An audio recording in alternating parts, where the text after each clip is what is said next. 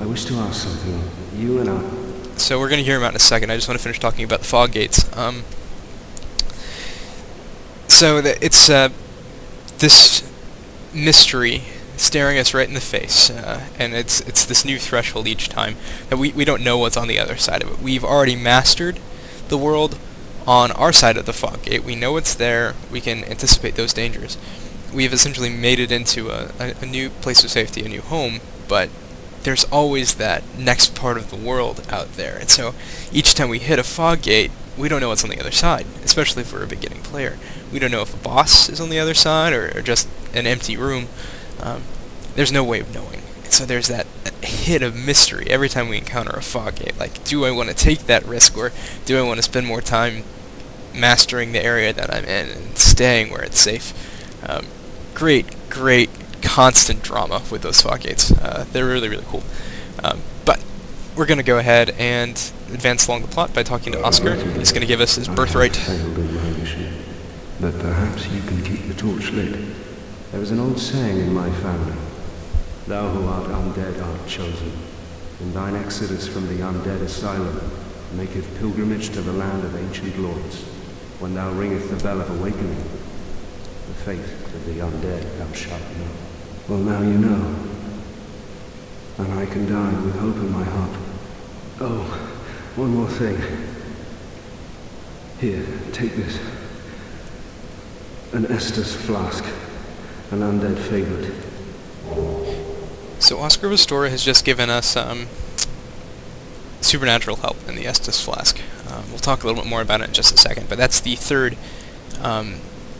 element of the separation phase. Basically, we receive supernatural aid from the Herald, which gives us the ability to answer the call and sends us again out into the world. And he gives us the key for crossing the threshold behind that asylum.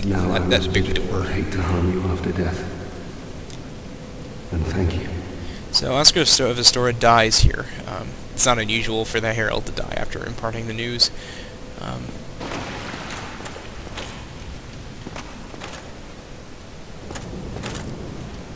And then I rather gruesomely receive the souls from his parting.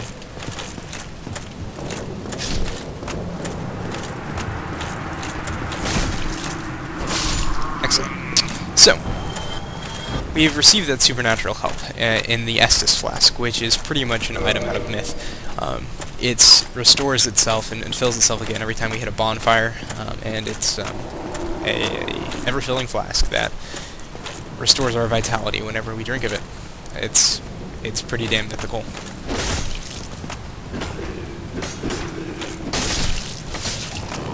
And I'm getting stabbed by these guys because I am taking dumb risks.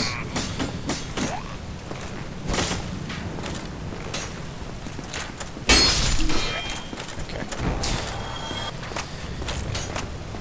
So we are now to the fourth stage of the separation phase, which is crossing the threshold. The Asylum Demon is the metaphorical threshold, the last challenge before we enter the Wetter World.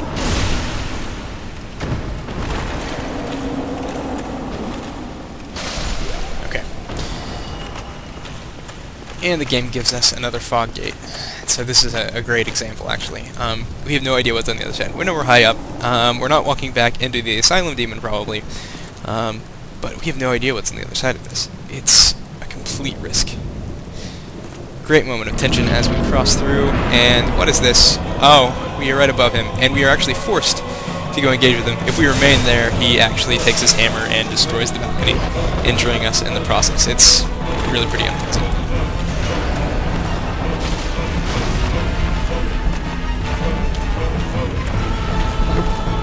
He's going to fly, get away from him.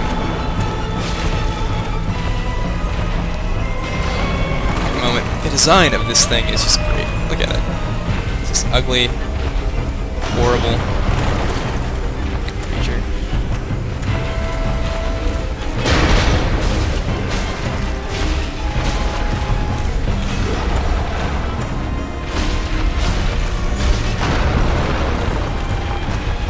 Totally indicative of what we're going to have to deal with in the outset. Okay, and we've killed it with little turmoil. A beginning player might die once, twice. I think it took me 6 tries to kill the Asylum Demon on my first try, but we finished it up.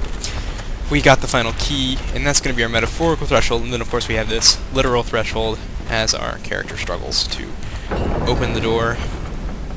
And we unleash ourselves into the liminal world of Lordran. As Campbell imagines it, it's sort of it's a world that it feels kind of unreal. It is a world of story, where things are larger than life, and our protagonist becomes larger than life to deal with it, and so the human listener can thrill to the story. And here we approach the last stage, and it doesn't appear in every hero's journey, but it sort of is most iconically expressed in Jonah and the Whale.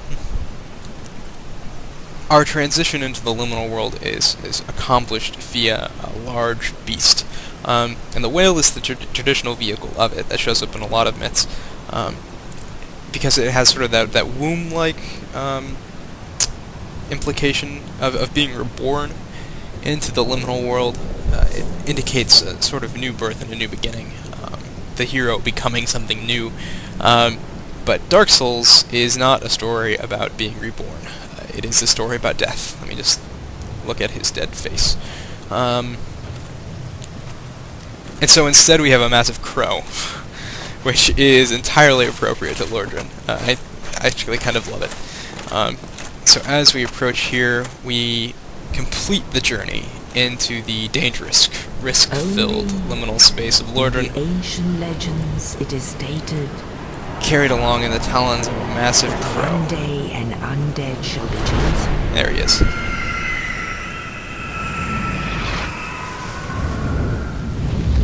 We cross the space not through our own power, but we are instead carried there, rather helpless. To the land of the ancient lords. And this happens frequently in Dark Souls. Each time we move into a radically new space, later on whenever we move into Lordran, which is the land of the gods, we are again carried there, not by our own will, and not by ourselves. And so here's a good place to really quickly talk about the unique qualities of our character as opposed to the rest of the world. Our investment in him as an outside force means that the character is immune to some of the risks that the other people face. We are hollow in appearance, namely that we look undead, but we never risk losing ourselves like the other people in the world apparently risk. We are always ourself. So I'm going to really quickly use a humanity and bring Darius back into full human existence. There we go. We're doing that here at Firelink Shrine, which has a lot of really important things going on with it. For a lot of reasons that we won't get into immediately, it's sort of the world navel, the core of this world. The spokes, the rest of the world is sort of the spokes that extend from the Firelink Shrine. It's a relative place of safety in the world. Other humans gather here, so it's sort of a home away from home, makeshift society here.